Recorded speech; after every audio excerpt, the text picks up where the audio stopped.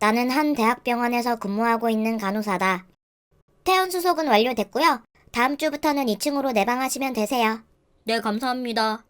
그리고 내가 일하고 있는 병원에는 재미있는 아이가 한 명 있다. 7살 정도 된 그 아이는 언제나 바쁘게 병실 이곳저곳을 돌아다니며 환자들의 모습을 구경하고는 했는데, 그런 아이의 생기 넘치는 모습에 환자들은 물론 우리 병원 직원들 모두가 그 아이를 좋아했다. 하지만 언제부턴가 아이는 더 이상 활기차게 병원을 돌아다니지 않았다. 그저 복도 한켠에 우두커니 서서 지나가는 사람들을 조용히 관찰할 뿐이었다. 때문에 걱정이 된 나는 조심스레 아이에게 다가가 물었다. 얘야, 요즘은 왜 그렇게 기운이 없니? 너가 활기차게 돌아다니는 모습이 더 보기 좋은데. 혹시 무슨 일 있니? 그러자 아이는 잠시 날 바라보더니 고개를 절레절레 저었다. 다행히 뭔가 나쁜 일이 있는 것 같지는 않았다. 그럼 왜 그래? 전처럼 병실에 놀러 가볼래? 아저씨랑 아주머니들이 너가 보고 싶대. 내 말에 아이는 대답 없이 다시 고개를 저었고, 그런 아이의 반응에 답답함을 느끼려던 그때 아이가 작은 소리로 중얼거렸다. 이젠 다 알아. 응? 알다니 뭘? 누가 어디에 있는지. 아이는 내가 알아들을 수 없는 말을 하고는 다시 시선을 돌려 지나다니는 사람들만 가만히 지켜봤다. 나는 아이에게 무슨 뜻인지 묻고 싶었지만 아이는 더 이상 나와 이야기를 할 생각이 없어 보였다. 그래서 어깨를 으쓱이며 자리를 옮기려는데 아이가 갑자기 팔을 뻗으며 입을 열었다. 저 사람. 아이가 가리킨 곳엔 호흡기를 장착한 환자가 누워 있었다. 저 사람이 왜? 그리고 아이는 내가 질문을 던지기도 전에 어느새 눈앞에서 사라져버렸다.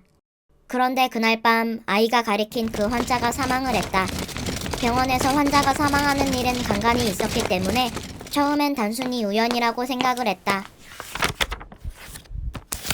하지만 며칠 뒤 복도에서 다시 그 아이를 마주쳤을 땐 왠지 모르게 긴장이 되기 시작했다. 아이는 내가 쳐다보는 것도 모르는지 멍하니 있다가 슬쩍 손가락을 들어 다시 어딘가를 가리켰다. 이번엔 저 사람. 난 천천히 아이의 손가락을 눈으로 쫓았고 이번에 가리킨 사람 역시 위독해 보이는 환자였는데 당장 며칠 안에 사망할 정도로 심각한 수준은 아니었다. 때문에 애써 머릿속에서 그 아이의 행동을 지우려고 했다. 그러나 그날 밤 내 바람과는 다르게 그 환자 역시 사망을 했고 동시에 그 아이를 향한 두려움이 몰려왔지만 또 한편으로는 호기심도 생겼다. 그 아이의 정체가 무엇일까? 혹시 단순한 우연인 걸까? 아니면 죽음을 예견하는 능력이 있는 걸까?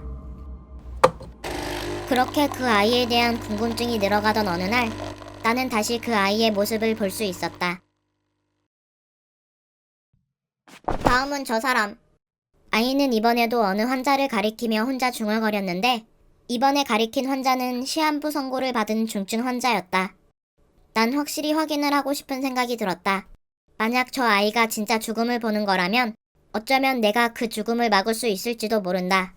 그날 밤 나는 당직을 자처하여 그 환자의 병실을 지키고 있기로 했고 자정이 넘어갈 때까지도 다행히 환자에게는 특별한 이상 징후가 보이지 않았다. 역시 우연이었나? 시간이 지나고 슬슬 졸음이 오던 나는 구석에 있는 소파에 앉은 채 가만히 환자를 쳐다보고 있는데 천천히 병실의 문이 열리는 소리가 들렸다. 그래서 조용히 문 쪽을 바라보니 그 아이가 소리 죽여 병실 안으로 들어오는 것이 보였다.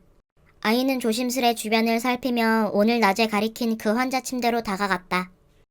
그리고는 한치의 망설임도 없이 산소호흡기의 전원을 끄고는 유유히 병실을 빠져나갔고 그 모습을 본 나는 환자가 가쁜 숨을 몰아쉴 때까지 그 자리에서 움직일 수 없었다. 또한 그제서야 아이가 죽음을 볼 수 있는 것이 아니라 자신이 죽이려는 사람을 지목했던 것임을 깨닫게 되었다. 그리고 그 일이 있고 난 뒤 나중에 알게 된 사실이 있는데 나를 포함한 병원 직원들과 그 아이를 좋아했던 환자들 모두 아이의 이름이나 가족이 누구인지 아는 사람은 단 한 명도 없었다고 한다. 과연 그 아이는 누구였으며 왜 그런 행동을 했던 걸까?